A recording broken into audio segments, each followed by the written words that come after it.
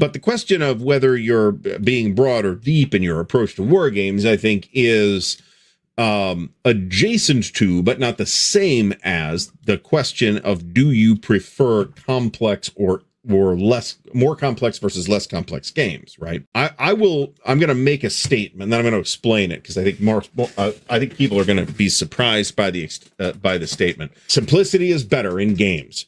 It just is. It is better for a game to be simple than it is for it to be complex.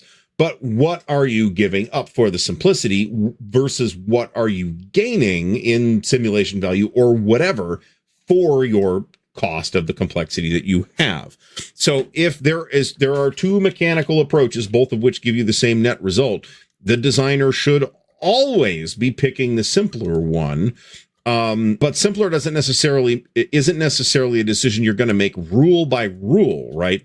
Because you don't play the rule, you play the whole game, right? So you've got to play all the rules at the same time, or at least some significant subset of the rules. And therefore, you need to make decisions that affect the complexity of the entire game. A decision on one rule could have rollover impact on elsewhere in the game, and a designer needs to think about that, right?